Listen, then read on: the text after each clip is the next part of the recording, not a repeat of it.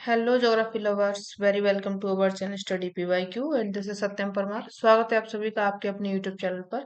और आज अपन लोग देखेंगे ज्योग्राफी यूनिट 8 ज्योग्राफी थॉट्स के क्वेश्चंस को यहाँ पे अपन लोग देखने वाले हैं। और ये क्वेश्चन आप लोगों को 50+ क्वेश्चन यहाँ पर देखने को मिलेंगे। तो अगर आप लोग चैनल पर नए हैं तो उसको सब्सक्राइब शेयर एंड लाइक कर दीजिएगा। और ये क्वेश्चंस आप लोगों को हेल्पफुल रहेंगे यूजीसी नेट में, सेट में, असिस्टेंट प्रोफेसर, एएमआरएस, टीजीटी, पीजीटी, कोई भी एग्जाम जो आपका ज्योग्राफी से संबंधित हो उन सभी में आपको ये क्वेश्चन हेल्पफुल रहने वाले हैं। तो कोई भी इसमें बाउंडेशंस नहीं है कि सिर्फ नेट वाले स्टूडेंट ही देखेंगे या सेट वाले स्टूडेंट्स ही देखेंगे। जो भी ज्योग्राफी लवर्स है, ज्योग्राफी जिनको पढ़ना है वो यहाँ पे आ सकता है, इन क्वेश्चंस को पढ़ सकता है। ठीक है, चलिए पहला क्वेश्चन यहाँ पे देखते हैं। स्टुडर्ट ने डार्विन के कार्य से 4 प्रमुख विषय सुझाए जिन्होंने समकालीन भौगोलिक चिंतन में महत्वपूर्ण योगदान दिया। इनमें से कौन सा प्रमुख विषय समकालीन संकल्पनाओं को दोनों वैज्ञानिक नियतिवाद तथा संभववाद की तरफ में अग्रसर करता है? समय के साथ परिवर्तन का विचार, संगठन एवं पारिस्थितिकी का विचार, चयन एवं संघर्ष का विचार, प्रकृति में परिवर्तनों की यादृच्छिकता लक्षण। Stoddart suggested 4 main themes from Darwin work which played significant contribution to the contemporary geographical thought. Which of these main themes lead toward both scientific determinism and possibilism? Contemporary geographical concept. The idea of change through time, the idea of organization and ecology, the idea of selection and struggle, the randomness character of variation in nature. तो यहाँ पे ये पूछना चाह रहा है कि स्टुडर्ट ने डार्विन के 4 कार्य सुझाए थे। जो ये 4 कार्य आप लोगों को ये दिए गए हैं, इनमें से एक कार्य ऐसा था जिसमें 2 चीजों को स्पष्ट किया जा रहा था। एक तो संभव बात किया जा रहा था, एक तो संभव बात को किया जा रहा था, दूसरा यहाँ पे नियति बात को भी बताया जा रहा था। तो इनके जो स्टुडर्ट के 4 कौन से कार्य थे जिसमें एक को ये सुझाया गया है? तो बताइए, यहाँ पे आप लोग आंसर कीजिए अगर आप लोगों को आता है। यहाँ पे देखिए, जो इन दोनों को जो सुझा रहा है, नियतिवाद को और संभववाद को, तो वो कौन सा हो जाएगा? यहाँ पे चयन एवं संघर्ष के विचार हो जाएंगे। क्या हो जाएंगे? चयन एवं संघर्ष के विचार हो जाएंगे। इसमें आप लोग नियतिवाद और संभववाद की तरफ में ये अग्रसर कर रहा है, अगर आप लोगों ने इसको पढ़ा हो। जो डार्विन थे, इन्होंने जो प्राकृतिक चयन का सिद्धांत था उसमें एक पुस्तक लिखी थी। पुस्तक कौन सी थी? On the nature of species. ठीक है, ये इनकी एक पुस्तक थी जिसमें इन्होंने ये वाला चयन का सिद्धांत है इसको दिया था। और इसमें इन्होंने बताया था कि जो प्रजातियों का विकास होता है उसको आकार देने में प्रतिस्पर्धा होती है, अनुकूलन होता है, अडेप्टेशन होता है। इस पर मेन जोर दिया जाता है। ठीक है, किस पर? अडेप्टेशन पर, अनुकूलन पर, अनुकूलन पर, और प्रतिस्पर्धा होती है एक दूसरे के बीच में, इन पर ज्यादा जोर दिया जाता है। वो क्या करते हैं, जो उनका पर्यावरण होता है उसके लिए उपयुक्त जीव और जीवित रहने के लिए प्रजनन करने की संभावना उनमें ज्यादा होती है। ये भी एक चयन और संघर्ष के बीच में ही आया था,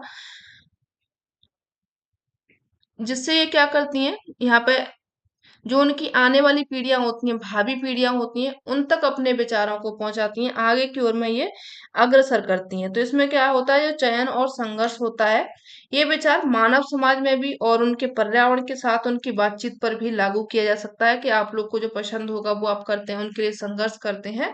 तो ये आप जीव जंतुओं पर भी लागू होता है, तो ये मानव समाज पर भी लागू होता है। तो इसमें आप लोग नियतिवाद और संभववाद दोनों ही हो जाएंगे। सी ऑप्शन आप लोगों का करेक्ट हो जाएगा। आगे बढ़िए, नेक्स्ट क्वेश्चन है यहाँ पे। सूची 1 के साथ में सूची 2 को मिलाना है। व्यवहारवाद, मानवतावाद, संरचनावाद, उत्तर आधुनिकतावाद, ये इनके केंद्र बिंदु दिए गए हैं। निर्णय की मूल धारणा को स्वीकार करता है। संज्ञानात्मक पर्यावरण मानव की निर्णय निर्धारण प्रक्रिया निर्धारित करता है। लोग तथा उनकी दशा को सामाजिक तथा भौगोलिक जांच में खुलापन लेके आता है। Match list first and second approach यहाँ पे दिए गए हैं। Behaviouralism, humanism, structuralism, post modernism. यहाँ पे ये दिया गया है except the basic notion of determination. Cognitive environment determines the decision making process of men, people and their conditions. Openness in social and geographical inquiries. तो यहाँ पे आप लोग क्या सही करेंगे, इनको मैच करना है। एक मिनट, इसको और छोटा करना पड़ेगा क्योंकि क्वेश्चन इसमें बहुत ज्यादा बड़े बड़े थे। चलिए इतना छोटा ठीक है। आपको अगर बड़ा करना हो तो आपके यूट्यूब में सिस्टम होता है, आप आराम से उसको बड़ा कर सकते हैं। चलिए तो यहाँ पे आप इनको लगा लीजिए। व्यवहारवाद में आप लोग क्या पढ़ते हैं, बताइए क्या आप व्यवहारवाद में क्या देखते हैं। तो यहाँ पे देखिए जो व्यवहारवाद होता है उसमें संज्ञानात्मक पर्यावरण मानव की निर्णय निर्धारण प्रक्रिया निर्धारित करता है, तो ये आपका क्या हो जाएगा, व्यवहारवाद हो जाएगा। यहाँ पे इसको सेकंड लिखेंगे, एक का सेकंड। तो अगर देखा जाए तो ये तो हो गया एक से ही, लेकिन और भी देख लीजिए।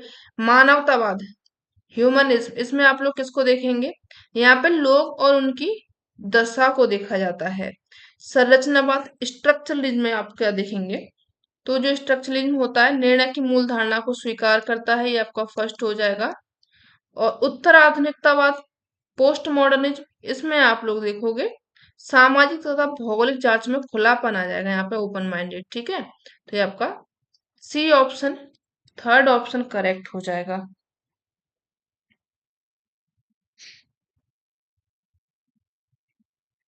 अब यहाँ पे इनके नाम याद रख लीजिए आप लोग, व्यवहारवाद से कौन संबंधित है, इनके लिए एक पेज ले लेते हैं।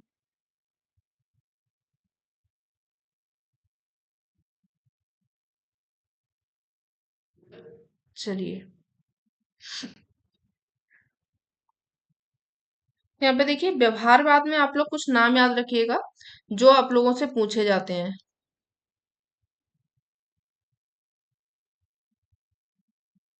इसमें आप लोग नाम रखेंगे विलियम किर्क का,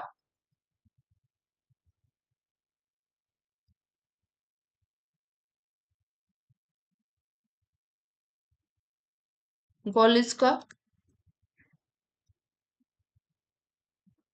कॉक्स का,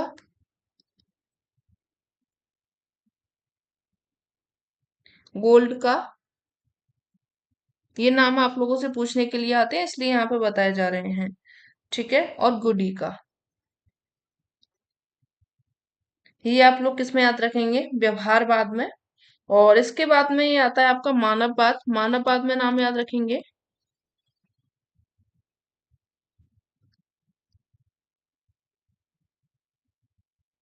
ये जो देखिए मानववाद है, ब्लॉन्स का नाम इसमें आप लोग याद रखेंगे,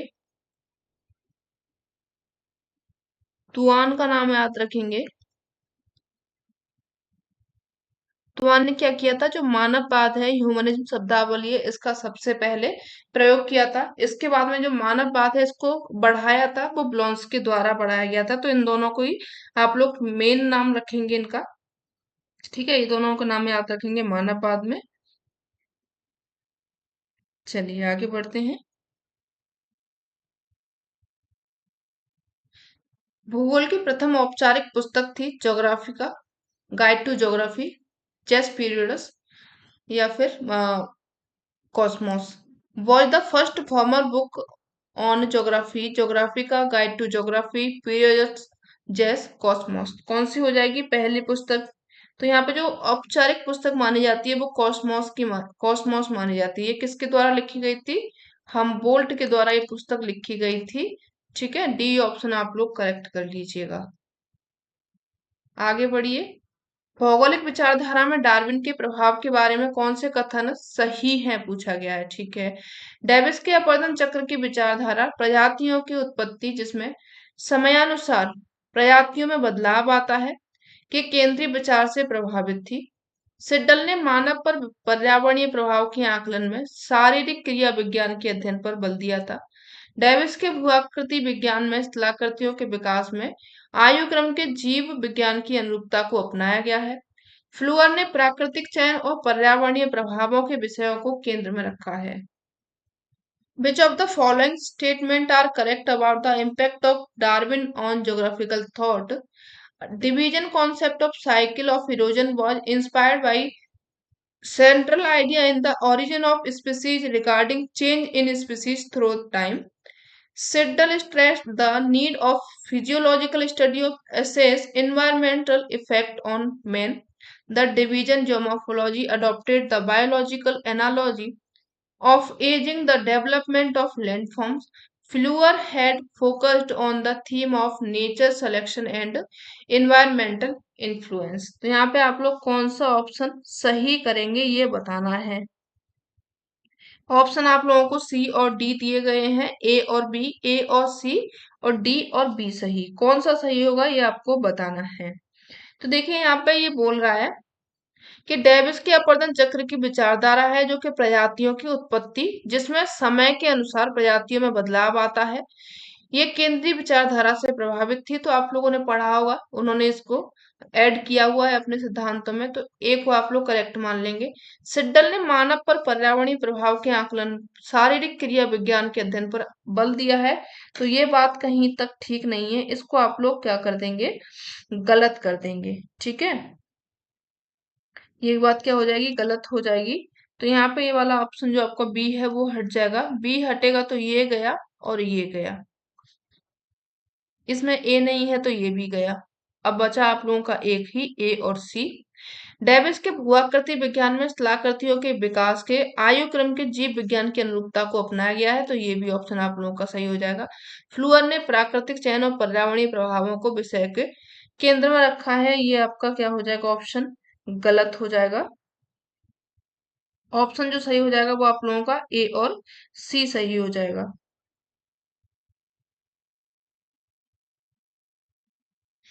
ठीक है, ए और सी सही है, यहाँ पे थर्ड ऑप्शन आपका करेक्ट हो जाएगा।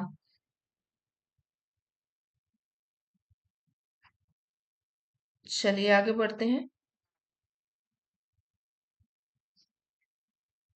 नारीवाद से संबंधित कथनों का अध्ययन करें और सही कथनों की पहचान करें। नारीवाद भूगोलवेत्ता दैनिक जीवन के सभी पहलुओं के बीच के अंतर संबंधों को अनुरेखित करते हैं। नारीवाद भूगोलवेत्ता विश्लेषण की मात्रात्मक पद्धति पर अधिक बल देते हैं। नारीवादी भूगोलवेत्ता विश्लेषण की गुणात्मक पद्धति पर अधिक बल देते हैं।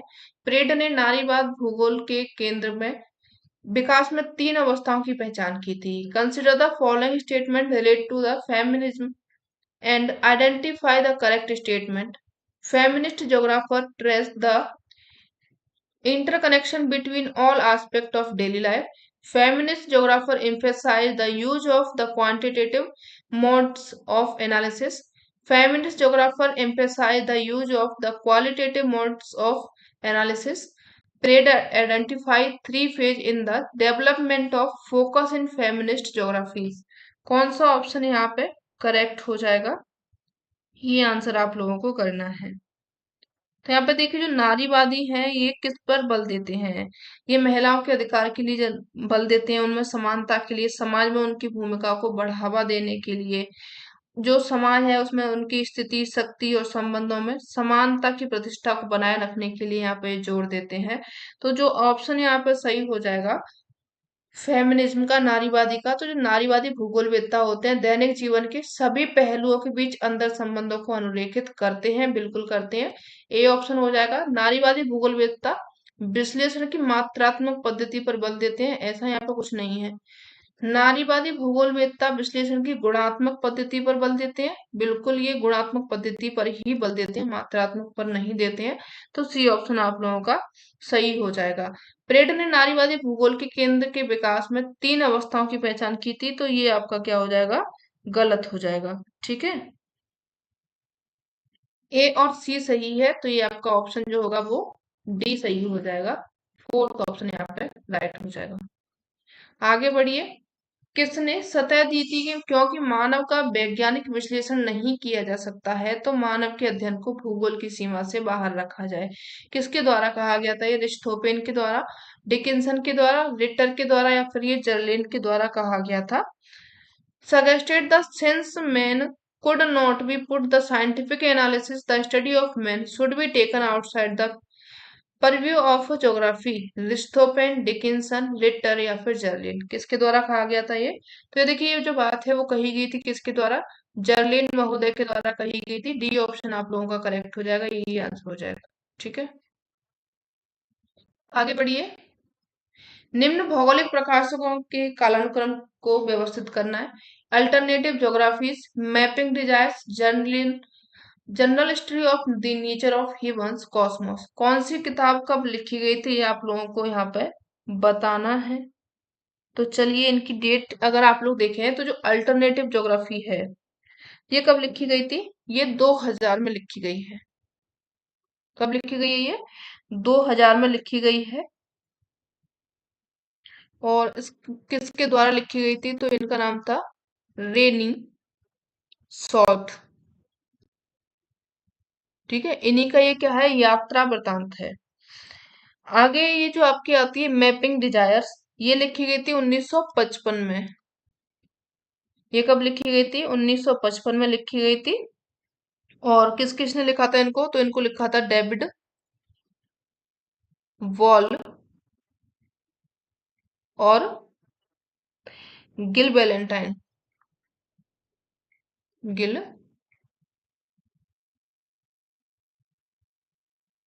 बैलेंटाइन दोनों ने मिलकर के इस बुक को लिखा था।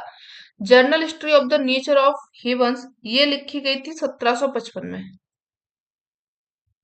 1755 में ये बुक लिखी गई थी इमेनुअल कांट के द्वारा। किसके द्वारा लिखी गई थी? कांट महोदय के द्वारा। अब आती है आप लोगों की कॉस्मोस, 1845 में लिखी गई थी ये।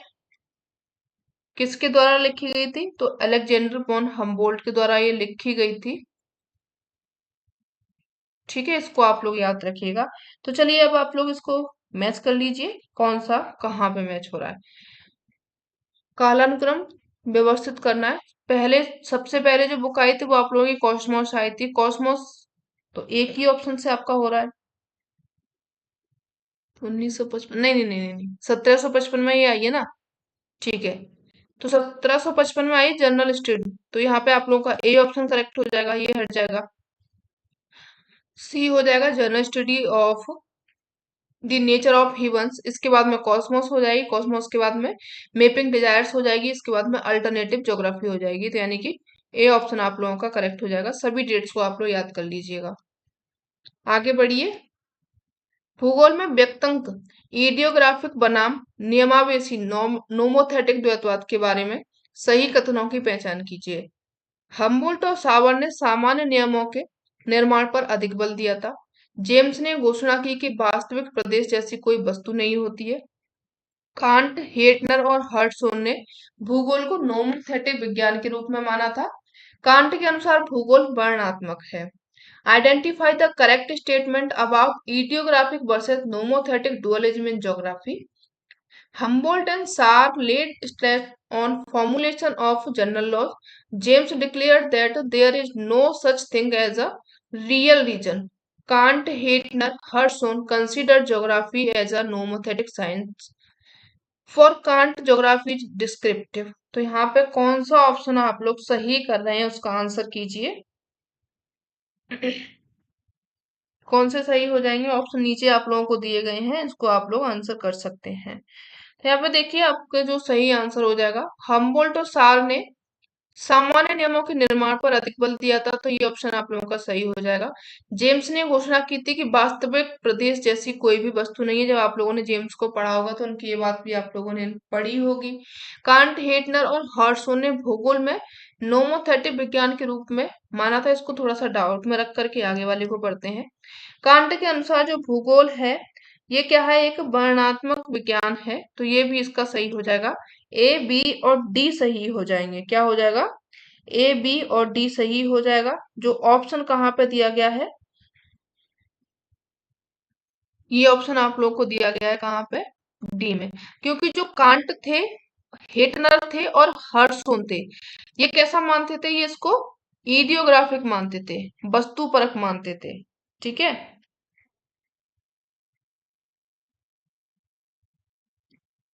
खिचड़ी दाल, ये इसको वस्तु परक या फिर ईडियोग्राफिक मानते थे। ये इसको याद रखिएगा। ठीक है, चलिए आगे बढ़ते हैं।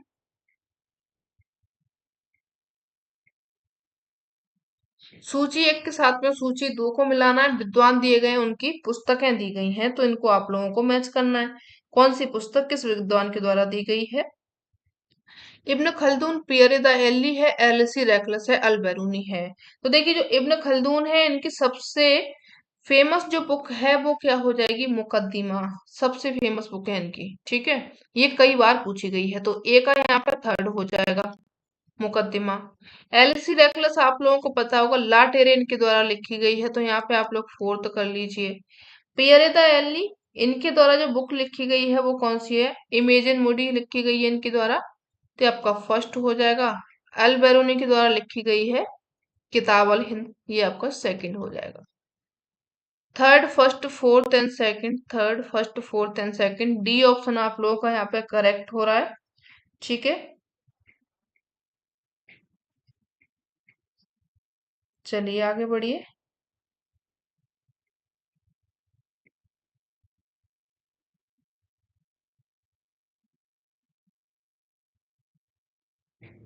निम्नलिखित में से किस एक विचारधारा द्वारा स्पेस के कार्यात्मक संगठन के उपागम का प्रतिपादन किया गया था? ब्रिटिश विचारधारा के द्वारा, फ्रांसीसी विचारधारा के द्वारा, जर्मन विचारधारा के द्वारा, या फिर अमेरिकी विचारधारा के द्वारा? The approach of functional organisation of space was propounded by which one of the following school of thought? British school, French school, German school, या फिर अमेरिकन स्कूल? किसके द्वारा ये वाला थॉट दिया गया था, इसको आप लोगों को बताना है। तो देखिए, यहाँ पे स्पेस की यानी कि जो कार्यात्मक संगठन है, इनके उपागम की बात कर रहा है। तो ये जो ज्यादातर आए थे वो अमेरिकी विचारधारा से संबंधित है। किससे है? अमेरिकी विचारधारा के प्रतिपादन के बाद में ये आप लोगों को देखने को मिला होगा। जिसमें आप लोग जैसे पढ़ते हैं, केंद्रीय स्थान सिद्धांत है, जो सेंट्रल प्लेस थ्योरी है, वॉल्टर क्रिस्टोलर के द्वारा दी गई है। इसमें भी कार्यात्मक संगठन जो दृष्टिकोण होता है उसको समझाया जाता है। और नगरीय अर्थशास्त्र कार्यात्मक क्षेत्रीय यानी कि जो urban economic and functional zonation है, अगस्त लॉस के द्वारा दी गई है। इसमें भी कार्यात्मक संगठन के उपागम को समझाया जाता है। क्षेत्रीय विश्लेषण है, रीजनल एनालिसिस है, ये भी अमेरिकी विचारधारा पर बल देती है। कई सारी विचारधाराएं दी गई हैं जिनको आप लोग पढ़ते हैं। परिवहन और संचार नेटवर्क आप लोग पढ़ते हैं। स्थानिक संवाद और जो प्रभाव विश्लेषण है, इनको पढ़ते हैं। सेवा क्षेत्र विश्लेषण है, इनको भी पढ़ते हैं। तो ये सभी क्या हो जाएंगे? अमेरिकी विचारधारा से संबंधित है। इसमें कार्यात्मक संगठन के उपागम को दिखाया जाता है। तो जो आपका फोर्थ ऑप्शन हो जाएगा, अमेरिकी विचारधारा, ये करेक्ट हो जाएगा। ठीक है, चलिए आगे बढ़िए।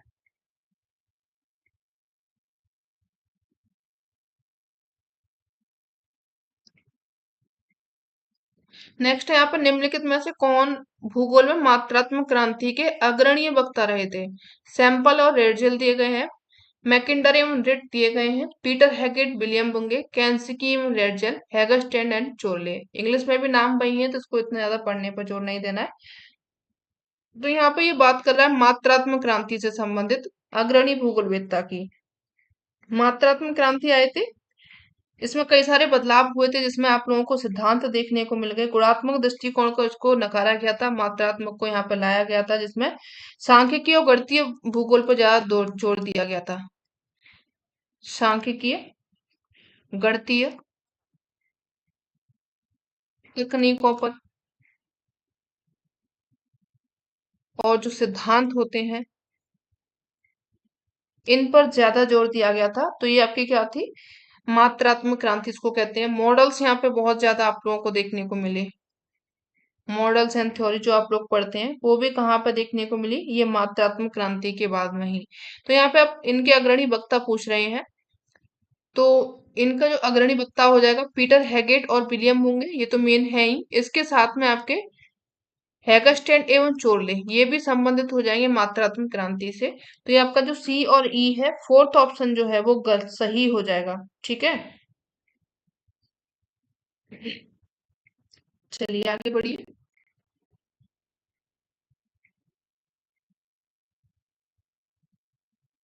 निम्नलिखित में से किस भूगोलवेत्ता ने मानववादी भूगोल के पक्ष में विचार रखे थे? सोजाने स्मिथ ने, यीफू तोआन ने, या फिर शेफर ने? Which of the following scholar आगुर द ह्यूमनिस्टिक ज्योग्राफी, बता किसने रखे थे? सोजा ने, येफुतवान ने, स्मिथ ने, या फिर सेफर ने। तो यहाँ पे देखिए आप लोग नाम याद रखेंगे, अभी आप लोगों ने पढ़ा भी था, येफुतवान का। ठीक है, किसका नाम याद रखेंगे? येफुतवान का। इन्होंने ही सबसे पहले इसके पक्ष में विचार रखे थे, इस शब्द का भी इन्होंने शुरुआत की थी। इसके बाद में ब्लॉन्स ने इसको आगे बढ़ाया था, अन्य अन्य देशों तक इसको पहुंचाया था। ठीक है, तो यहाँ पे क्या हो जाएगा? सी ऑप्शन आपका करेक्ट हो जाएगा। निम्नलिखित में से कौन सा यूनानी विद्वानों का सही कालक्रम है? इराटोस्थेनीज, पोसिडोनियस, Hecataeus, हिपार्चस। Which among the following is correct chronological order of Greek scholars? Eratosthenes, Posidonius, Hecataeus and Hipparchus। कौन से यहाँ पर सही हो जाएंगे आप लोगों को बताने हैं। करिए इनके कालक्रम का विभाजन कीजिए। तो यहाँ पे देखिए इनका अगर विभाजन देखें, यूनानी विद्वान है एरेटास्थनीज, पोसिडोनियस। तो यहाँ पे देखिए सबसे पहले आते हैं आपके कौन? हिकेटियस आएंगे। ठीक है, सबसे पहले यहाँ पे आपके हिकेटियस आते हैं, और हिकेटियस के बाद में एरेटास्थनीज आएंगे। इराटोस्थेनीज के बाद में आते हैं आपके हिपार्चस, और इसके बाद में आपके आते हैं पोसिडोनियस। अगर इसके हिसाब से देखा जाए तो ये आपके पहले नंबर पर हो जाएंगे। सी फर्स्ट पर आता है तो एक ही से सही हो रहा है, ए से करेक्ट हो जाएगा। तो आपका ए ऑप्शन दिया गया है वो करेक्ट हो जाएगा। ठीक है, चलिए आगे बढ़िए। सूची एक का सूची दो से मिलान करना है। P Knox, H Finch, Emrys जॉस एवं John Eyles, A Ahmed, J M Rubenstein. पुस्तक दी गई है the cultural landscape, an introduction to human geography, social geography, urban social geography and introduction, an introduction to social geography. यहाँ पे English में भी वही नाम दिए गए हैं। अब इनको आप लोगों को बताना है कौन सा सही मैच है कैसे करके। ठीक है, चलिए तो यहाँ पे देखिए जो पिनॉक्स एवं पिंच है इनके द्वारा जो लिखी गई पुस्तक थी, उसका नाम था urban social geography and introduction. तो अगर आप लोग ए का थर्ड करते हैं तो एक से ही आपका ऑप्शन करेक्ट हो जाएगा। ये वाले क्वेश्चन जो होते हैं बहुत इजी होते हैं, अगर आपको एक भी आ रहा है तो भी ज्यादातर आपके सॉल्व हो जाते हैं। हाँ, बहुत कभी कभी हो जाता है कि उसमें सिर्फ एक का भी आपको डिफरेंस देखने को नहीं मिलता है, तो कभी कभी हो भी जाता है, लेकिन ज्यादातर आप लोगों ने अभी जितने क्वेश्चन सॉल्व किए हैं उसमें एक से ही हो रहा था। तो ये वाले काफी इजी होते हैं। एमरिस जॉस एंड जॉन ऑयल्स के द्वारा लिखी गई थी an introduction to social geography, fourth हो जाएगा। और ए अहमद के द्वारा लिखी गई थी सोशल ज्योग्राफी, एंड जो एम जे एम रूबेस्टीन है the cultural landscape and introduction to human geography, इनके द्वारा लिखी गई थी। ठीक है, चलिए आगे बढ़िए। निम्न किसमें से किन विद्वानों ने संभववाद की विचारधारा को मजबूती से समर्थन किया था? बताइए किसने किया था संभववाद की विचारधारा को मजबूती से, छेनी हथौड़ा लेकर के? बताइए किसने किया था? रेडजेल और रिटर ने किया था, ब्रून्स और सावर ने, फेवरे और ब्लॉन्स ने, सावर और हटिंगटन ने, सैंपल और रेडजेल ने। तो यहाँ पर देखिए जो नाम आते हैं संभववाद में, तो ब्लॉन्स को तो आप भूलेंगे नहीं। ठीक है, ब्लॉन्स को तो कैसे भी नहीं भूलेंगे, बी होगा ही होगा। अगर बी होगा तो ये गया, दो बच्चे। रेडजेल और रिटर तो नहीं होंगे। ठीक है, तो ये आपका गया। अब बी और सी बचे, तो ब्रूंस रहा, साबर रहे, फेब्रे और ब्लॉन्स रहा। ठीक है, बी और सी दोनों ही क्या हो जाएंगे यहाँ पे करेक्ट हो जाएंगे। सेकंड ऑप्शन बी करेक्ट हो जाएगा। ठीक है, ब्लॉन्स जो थे फ्रांसीसी भूगोलवेत्ता थे, सभी लोगों को पता होगा। और इन्होंने ही क्या किया था, संभववाद को बहुत आगे तक बढ़ाया था। और भी इसमें नाम आप लोग याद रख सकते हैं, जैसे जो डिबांजिया है ये भी आपके क्या हो जाएंगे, संभववाद से ही संबंधित है। चलिए आगे बढ़िए। और जो संभववाद का सबसे पहले प्रयोग किया गया था वो किसके द्वारा किया गया था? लुशियन फेब्रे के द्वारा। ये जो नाम दिया गया है यहाँ पे, फेब्रे के द्वारा इनका प्रयोग किया गया था। और इसके बाद में आगे बढ़ाया था ब्लॉन्स महोदय ने। ठीक है,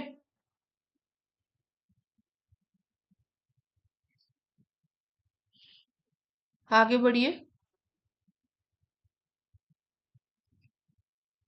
सूची एक को सूची दो से मिलाना है। यहाँ पे बुक्स दी गई हैं। 100 year of geography, influence of geographic environment, geography in the 20th century man and nature, Griffith Taylor के द्वारा लिखी गई है, टी डब्ल्यू फ्रीमैन के द्वारा, ईसी सैम्पल के द्वारा, जीपी मार्स के द्वारा। तो यहाँ पे देखिए जो पुस्तकें हैं, अ 100 ईयर ऑफ ज्योग्राफी, ये लिखी गई है टी डब्ल्यू फ्रीमैन के द्वारा, तो ये आपका सेकंड हो जाएगा। अगर आप लोगों ने फिर से ऑप्शन लगाया हो तो गया गया गया, और ये आ गया आंसर। इसके बाद भी इन्फ्लुएंस ऑफ ज्योग्राफिकल एनवायरनमेंट, ये लिखी गई है इसी सैंपल के द्वारा, थर्ड ऑप्शन हो जाएगा। ज्योग्राफी इन 20th सेंचुरी, ये लिखी गई है आप लोगों के गिफिट टेलर के द्वारा, और मैन एंड नेचर ये जीपी मार्स के द्वारा लिखी गई है, तो ए ऑप्शन आप लोगों का करेक्ट हो जाएगा। आगे बढ़िए। Illustration of the Huttonian theory of the earth नामक पुस्तक किसने लिखी थी? ये पुस्तक किसके द्वारा लिखी गई है? जेम्स हटन के द्वारा, बोमेन के द्वारा, बाइडल डी ला ब्लॉन्स के द्वारा, या फिर जॉन प्ले फेयर के द्वारा? किसके द्वारा ये वाली पुस्तक लिखी गई है? फटाफट से बताइए, आंसर कीजिए।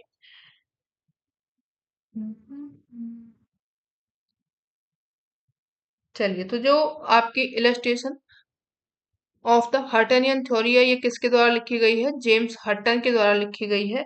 ए ऑप्शन आप लोगों का क्या हो जाएगा? करेक्ट हो जाएगा। सॉरी, यहाँ पे ये दिमाग से निकल गया, जेम्स हटन के द्वारा ये थोड़ी ना लिखी गई है, ये लिखी गई है जॉन प्लेफेयर के द्वारा। ठीक है, जॉन प्लेफेयर के द्वारा ये वाली पुस्तक लिखी गई है, जेम्स हटन के द्वारा नहीं लिखी गई है। बोलने में क्या, दिमाग में कुछ और चल रहा था, बोल कुछ और रहे हैं।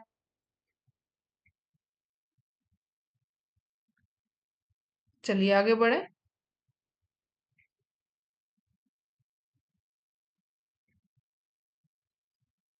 निम्नलिखित में से किसमें त्रिकोणमिति के सिद्धांत दिए गए हैं? रेहला में, ज्योग्राफी जर्नलिस्ट में, सूर्य सिद्धांत में, या फिर एंथ्रोपोज्योग्राफी में? तो किसमें इसके विचार दिए गए हैं, बताइए। यहाँ पर जो सही ऑप्शन हो जाएगा, क्या हो जाएगा? सूर्य सिद्धांत में। त्रिकोणमिति के सिद्धांत किसमें दिए गए हैं? सूर्य सिद्धांत में ये इसके विचार दिए गए हैं, तो आपका जो ऑप्शन करेक्ट हो जाएगा वो क्या हो जाएगा? सी ऑप्शन करेक्ट हो जाएगा। ठीक है, आगे बढ़िए।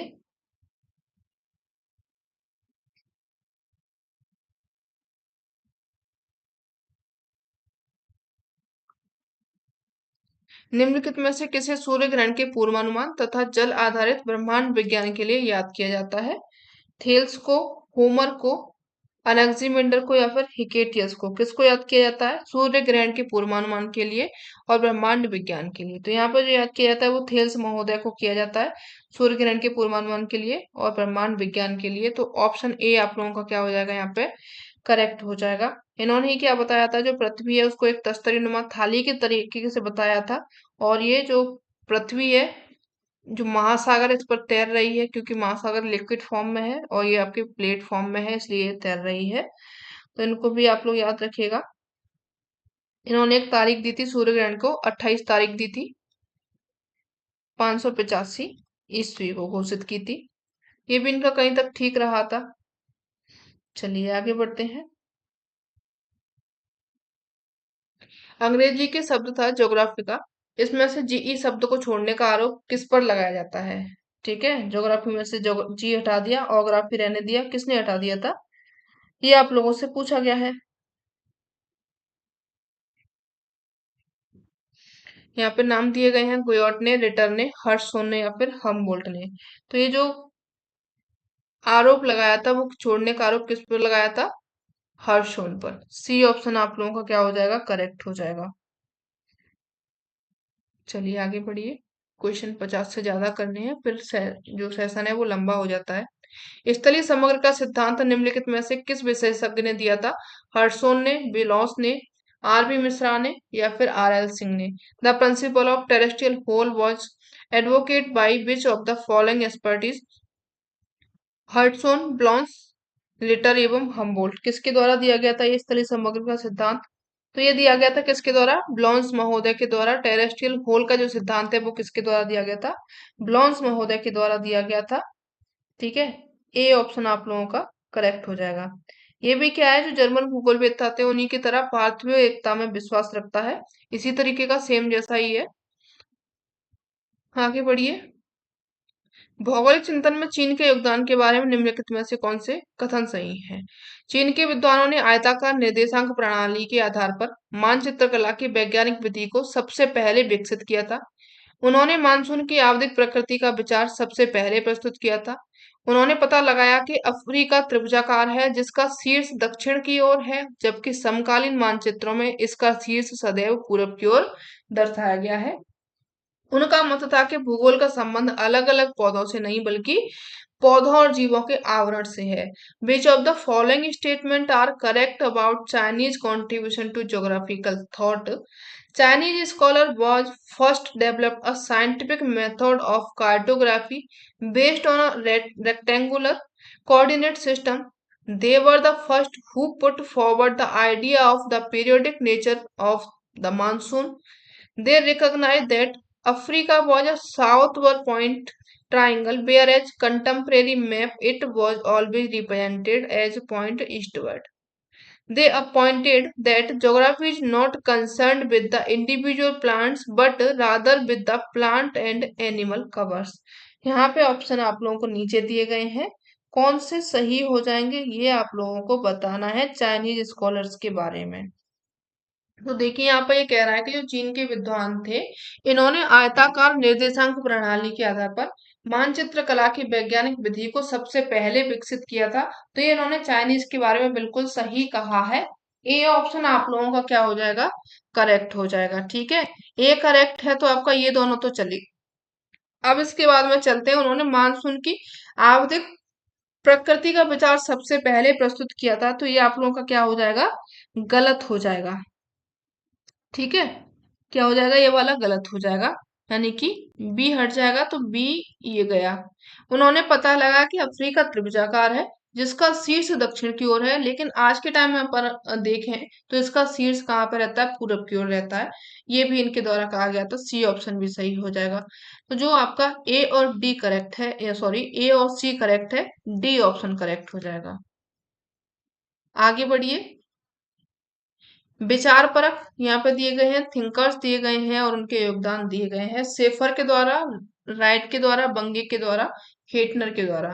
इन्होंने जनता के लिए योजना की बजाय जन सहयोग के साथ में योजना बनाई थी। चलिए इनको देख लेते हैं किसने क्या किया था। सेफर को अगर आप लोग जाने तो इन्होंने क्या किया था, परिघटनाओं के स्थानिक वितरण के लिए नियमों का प्रतिपादन किया, इसकी तरफ में ध्यान आकर्षण किया था। तो ये सेफर के द्वारा किया गया था। ए का फोर्थ अगर आप लोग करते हैं तो फिर से आप लोगों का एक ही से ऑप्शन हो जाता है। ठीक है, लेकिन और भी देख लेते हैं। राइट ने दिया था जियोसॉफी। ठीक है, जियोसॉफी किसके द्वारा दिया गया था वर्ड, ये राइट के द्वारा दिया गया था।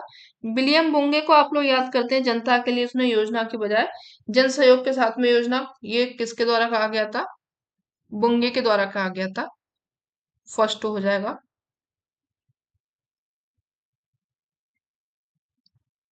हेटनर बचे, हेटनर का कहना था वितरण के विज्ञान के रूप में भूगोल की आलोचना की थी, तो ये हेटनर के द्वारा कहा गया था।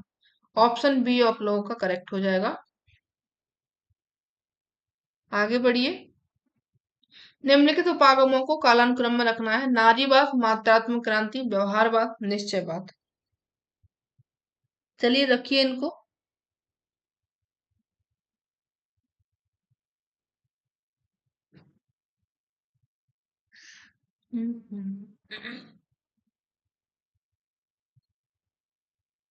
नारीवाद, मात्रात्मक क्रांति, व्यवहारवाद और निश्चयवाद। तो इसका जो कालानुक्रम सही होगा, अगर आप लोग जाने इसको, तो ये आप लोगों का देखिए, सबसे पहले आपका आता है इसमें निश्चयवाद आता है। ठीक है, निश्चयवाद ही सबसे पहले आएगा ना, तो अगर आप लोग इसको भी देखें तो वो एक से करेक्ट हो रहा है।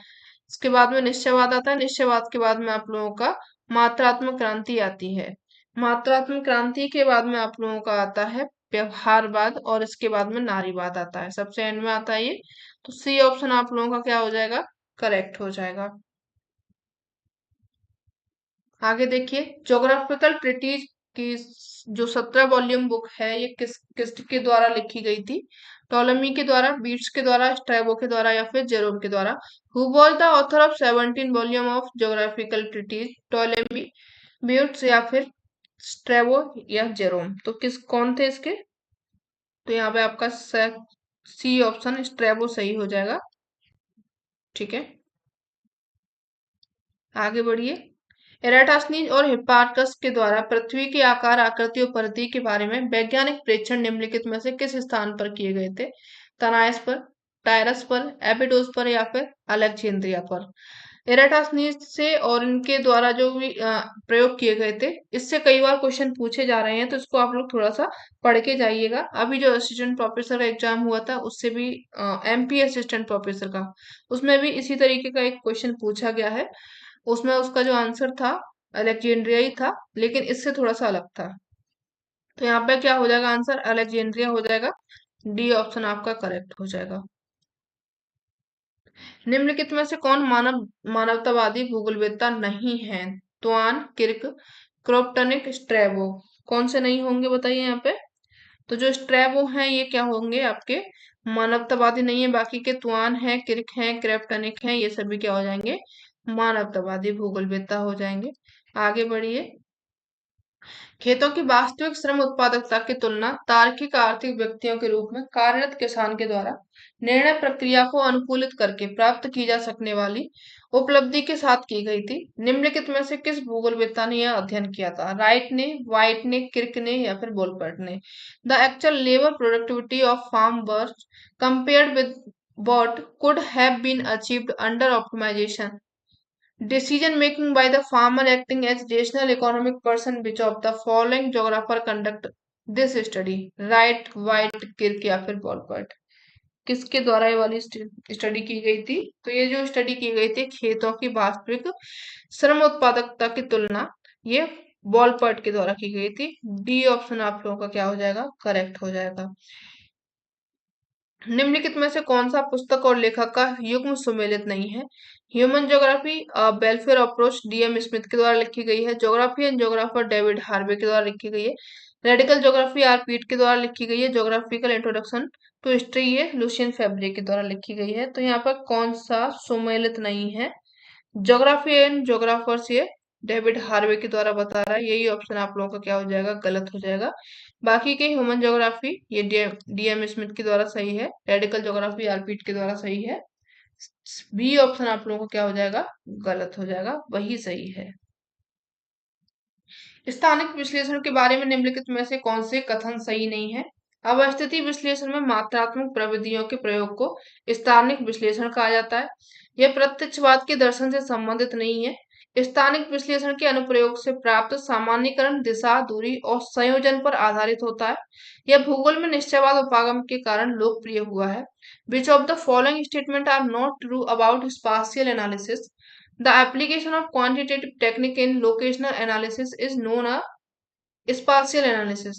It is not associated with the philosophy of positivism. The generalization arrived at with the application of spatial analysis is based on direction, distance, and connection. It got popularity due to deterministic approach in geography. तो बताइए क्या सही है स्थानिक विश्लेषण के बारे में? यहाँ पे कह रहा है कि अवस्थिति विश्लेषण में मात्रात्मक प्रविधियों के प्रयोग को स्थानिक विश्लेषण कहा जाता है। ये ऑप्शन आप लोगों का गलत हो जाएगा। यह प्रत्यक्षवाद के दर्शन से संबंधित नहीं है, ये सही है। स्थानिक विश्लेषण के साथ में अनुप्रयोग से प्राप्त सामान्यीकरण दिशा, दूरी और संयोजन पर आधारित होता है। तो ये आपका क्या हो जाएगा? गलत हो जाएगा। यह भूगोल में निश्चयवाद उपागम के कारण लोकप्रिय हुआ है, ये सही हो जाएगा। ठीक है, तो यहाँ पे आप लोगों को क्या हो जाएगा? बी और डी करेक्ट है, जो कि सी में दिया गया है। आगे बढ़िए।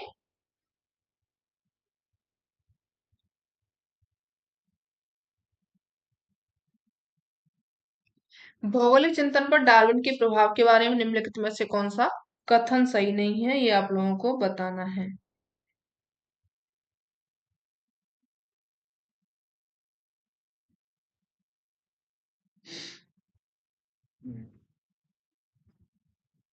चलिए, जेम्स हटन ने भूआकृति विकास में एक रूपतावाद का सिद्धांत प्रस्तुत किया था। दूसरा यहाँ पे कह रहा है कि फ्लूअर ने नस्लों, राज्यों, शहरों से संबंधित अपने अध्ययन में संघर्ष और चुनाव अवधारणा का उपयोग किया था। तीसरा यहाँ पे ये कह रहा है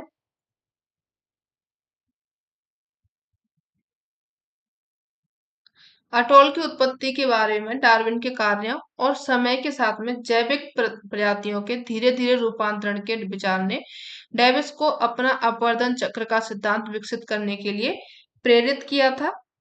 तीसरा यहाँ पे कह रहा है आप लोगों से, स्टुडर्ट ने मनुष्य पर पर्यावरण के प्रभाव का आकलन करने के लिए शारीरिक क्रियात्मक अध्ययन की आवश्यकता पर जोर दिया था। बताइए आपका क्या सही होगा, फटाफट से आंसर कीजिए।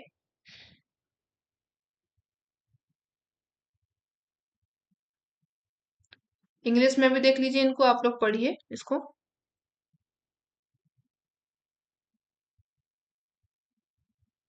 क्या सही हो जाएगा इसका, बताइए फटाफट से।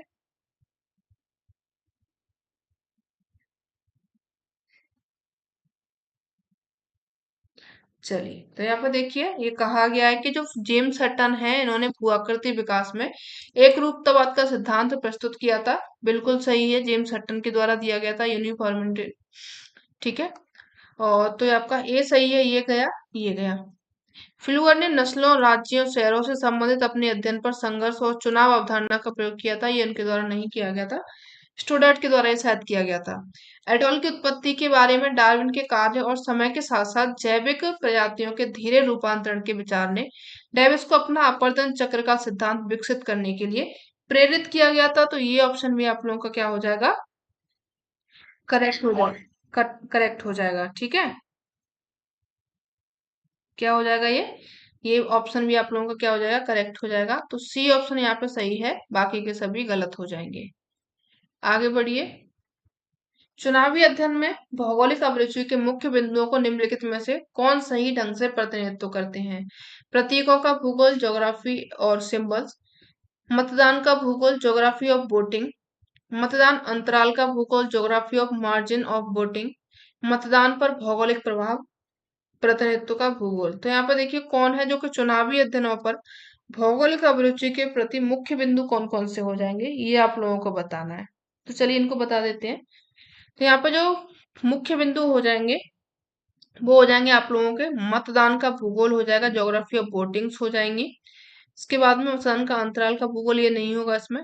मतदान पर भौगोलिक प्रभाव भी हो जाएगा और प्रतिनिधित्व का भूगोल हो जाएगा। बी, डी और ई हो जाएगा। डी ऑप्शन आप लोगों का करेक्ट हो जाएगा। आगे बढ़िए। सूची एक को सूची दो से मिलाना है। फसल संयोजन, क्रॉप कॉम्बिनेशन एनालिसिस दिया गया है। एकाकी राज्य, आइसोलेटेड स्टेट दिया गया है। मध्यवर्ती अवसर, इंटरविनिंग अपॉर्चुनिटीज दिए गए हैं। अनुक्रमिक अधिनिवासन, सीक्वेंट ऑक्यूपेंस, विद्वान दिए गए हैं, किसके द्वारा क्या दिया गया था, कौन से कार्य किसके द्वारा किए गए थे। ठीक है, तो चलिए इनको लगा लेते हैं। यहाँ पे आता है आपका फसल संयोजन, ये दिया गया था जेसी वीवर के द्वारा। एक अगर आप लोग फोर्थ लगाते हैं तो दो हट जाएंगे। एकाकी राज्य जो आइसोलेटेड स्टेट है ये किसके द्वारा दिया गया था, ये दिया गया था आप लोगों के बॉन धुतेन दिया गया, यहाँ पे थ्यूनेन है। ठीक है, इसको लिख लीजिए। एकाकी राज्य किसके द्वारा दिया गया था, बॉन थ्यूनेन के द्वारा दिया गया था। तो बी का यहाँ पे आप लोग थर्ड करते हैं, बी का थर्ड दोनों में दिया गया। चलो ये आपको थोड़ा सा इसमें घुमा सकता है। मध्यवर्ती अवसर, इंटरविनिंग अपॉर्चुनिटी, ये किसके द्वारा दिया गया था, स्टोपर के द्वारा या फिर विटलसी डी के द्वारा। तो यहाँ पे जो सही ऑप्शन हो जाएगा वो किसके द्वारा दिया गया था, ये स्टोफर के द्वारा दिया गया था। तो यहाँ पर सी का फर्स्ट हो जाएगा। अनुक्रमिक अधिनिवासन दिया गया था, ये दिया गया था डी विटलसी के द्वारा। तो ये आपका सेकंड ऑप्शन हो जाएगा।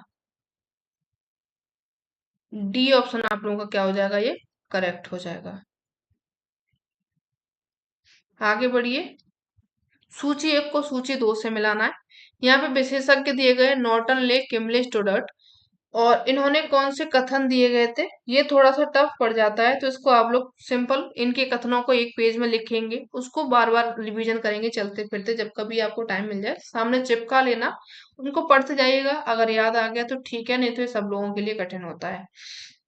चलिए, तो यहाँ पे देखिए जो नोटन है, नोटन के द्वारा या फिर जो प्रादेशिक भूगोलवेत्ता शायद ऐसे क्षेत्र जिनका महत्व तो नहीं है कि सीमाओं का निर्धारण करने का प्रयास कर रहे हैं जिनका अस्तित्व नहीं है, ये कहा गया था किम्बले के द्वारा। ठीक है, ए का हो जाएगा थर्ड, गए गए गए, मिल गया आंसर। ठीक है, आप देख लीजिए।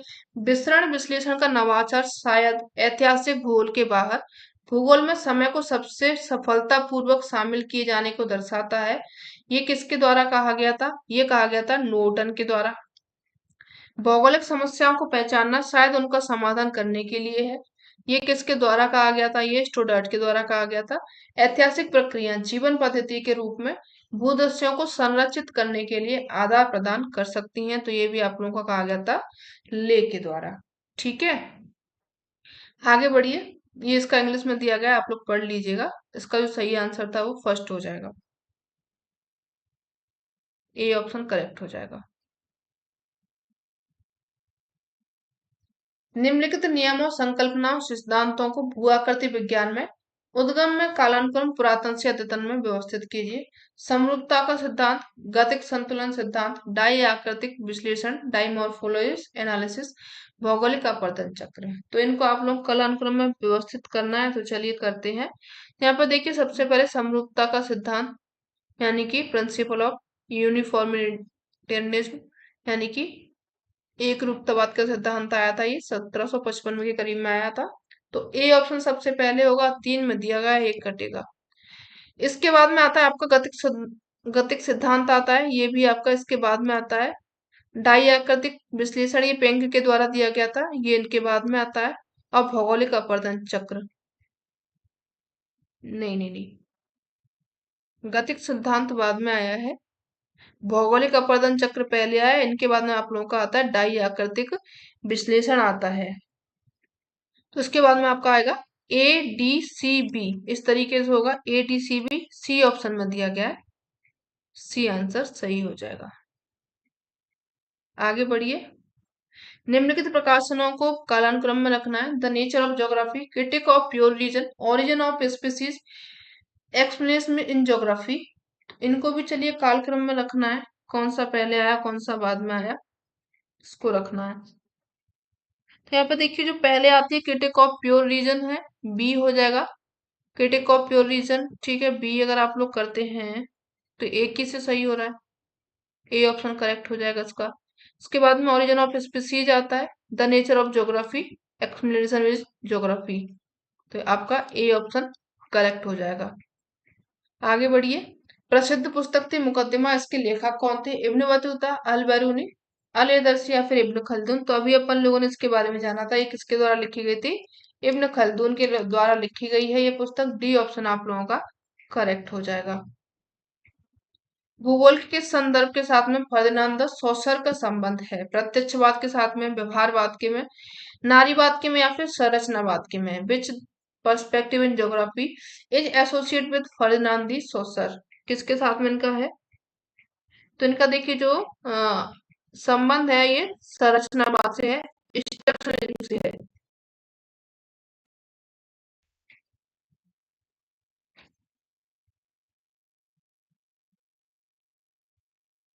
चार्जर तो मैंने शुरू में ही लगा के रखा था, बटन ऑन करना भूल गई। चलिए आगे बढ़िए। निम्नलिखित में से कौन से युग्मों का मिलान सही नहीं है? कार्ल रिटर, महाद्वीपीय अवधारणा दी गई थी। अलेक्जेंडर बॉन हम्बोल्ट के द्वारा उद्देश्यवादी उपागम दिया गया था। ऑस्कर पेशल के द्वारा दास ऑस्टेन लिखी गई थी। बारेनियस के द्वारा critique of pure reason, Immanuel Kant के द्वारा खगोल प्रकृति का सामान्यतः इतिहास दिया गया था। किसका मिलान सही है ये पूछा गया है। तो यहाँ पे देखिए आपको दो नाम देखने को मिल रहे होंगे, ऑस्कर पेशल है जिनके द्वारा लिखी गई थी दास ऑस्टेन, ये सही हो जाएगा। अगर सी में सही करेंगे तो ये गया, ये गया, दो बचे। इसके बाद में क्रिटिक ऑफ प्योर रीजन बरेनेस के द्वारा बता रहा है, तो ये आपका कथन गलत हो जाएगा। इमैनुअल कांट के द्वारा यहाँ पे खगोल प्रकृति का सामान्य इतिहास बता रहा है, तो ये सही हो जाएगा। सी और ई दोनों करेक्ट हैं, जो डी ऑप्शन में दिए गए हैं, ये आप लोगों का डी करेक्ट हो जाएगा। निम्नलिखित में से क्या प्रत्यक्षवाद की विशेषता है? तत्वमीमांसा, अनुभववाद, मानकीय मूल्यवाद, वैज्ञानिक नियमों का एकीकरण। क्या है यहाँ पे प्रत्यक्षवाद की विशेषता? तो देखिए जो प्रत्यक्षवाद की विशेषता हो जाएगी उसमें आप लोगों को दो शामिल किए जाएंगे। इसमें अनुभववाद किया जाएगा, एक्सपीरियंस जो आपका होता है एम्पिरिसिज्म, ये इसमें शामिल किया जाएगा। और दूसरा यहाँ पे शामिल किया जाएगा, मानकीय मूल्य नहीं होगा, यहाँ पे किया जाएगा वैज्ञानिक नियमों का एकीकरण किया जाएगा। ठीक है, तो बी और डी यानी कि ए ऑप्शन आप लोगों का करेक्ट हो रहा है। आगे बढ़िए। सूची एक के साथ में सूची दो को मिलान करना है। गोलार्ड Nelson, A E Douglass, Charles Elton, Ernest Haeckel. इनकी अवधारणा दिए गए हैं पारिस्थितिकी विज्ञान, पारिस्थितिकी निकेत, पृथ्वी दिवस और वृक्ष कालानुक्रम। किसके द्वारा क्या दिया गया था, ये आप लोगों से पूछा गया है। चलिए इनको लगा लेते हैं। गोलार्ड नेल्सन है, इनके द्वारा दिया गया था क्या, पृथ्वी दिवस। ठीक है, पृथ्वी दिवस किसके द्वारा दिया गया था, गोलार्ड नेल्सन के द्वारा। एक अगर आप लोग थर्ड करते हैं तो ये गया, ये गया और ये गया, और ये आ गया आप लोगों का आंसर। ए ई डगलस के द्वारा दिया गया था क्या, वृक्ष कालानुक्रम, डेंड्रोक्रोनोलॉजी दिया गया था, तो बी का यहाँ पे 4 हो जाएगा। चार्ल्स सेल्टन के द्वारा दिया गया था क्या, पारिस्थितिकी निकेत दिया गया था, और अर्नेस्ट हेकल के द्वारा पारिस्थितिकी विज्ञान दिया गया था। ठीक है, तो यहाँ पे जो आपका ऑप्शन हो जाएगा वो सी करेक्ट हो जाएगा। अध्येता के नाम दिए गए हैं और उनकी सिद्धांत दिए गए हैं, सैडलर, रिकार्डो, थॉमसन और स्टोपर। कौन से अध्येता के द्वारा या फिर कौन से स्कॉलर के द्वारा कौन से जनसंख्या, सॉरी जनसंख्या कह रही हूँ, सिद्धांत दिए गए थे या मॉडल दिए गए थे। तो यहाँ पे देखिए सैडलर को आप लोग जानते हैं, इनके द्वारा कौन सा मॉडल दिया गया था, इनके द्वारा दिया गया था प्रजनन दर घनत्व के साथ में प्रतिलोमन भिन्न होती है, सैडलर के द्वारा कहा गया था।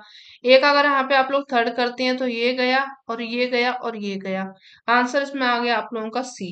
आगे बढ़ते हैं तो यहाँ पर रिकार्डो की देखें, रिकार्डो ने दिया था क्या, अर्थव्यवस्था पर जनसंख्या वृद्धि का शुद्ध प्रभाव, ये रिकार्डो के द्वारा कहा गया था। थॉमसन के द्वारा दिया गया था क्या, जनसांख्यिकी संक्रमण मॉडल, ये थॉमसन के द्वारा और नोटेस्टीन के द्वारा दिया गया था। स्टोफर के द्वारा मध्यवर्ती अवसर दिया गया था, इंटरविनिंग अपॉर्चुनिटी मॉडल, ये स्टोफर के द्वारा दिया गया था। तो यहाँ पे आप लोगों का सी आंसर करेक्ट हो जाएगा, इसको ही आप लोग आंसर मान लेंगे। ठीक है, तो ये हो गया आप लोगों का आज का सेशन। ये सेशन कैसा लगा जरूर बताइएगा। मिलते हैं अपन लोग नेक्स्ट सेशन में, तब तक के लिए धन्यवाद। अच्छा लगा हो तो इसको आप लोग शेयर जरूर कीजिएगा, चैनल पर नए हैं तो सब्सक्राइब कीजिएगा। मिलते हैं नेक्स्ट सेशन में, तब तक के लिए धन्यवाद। Thanks for watching.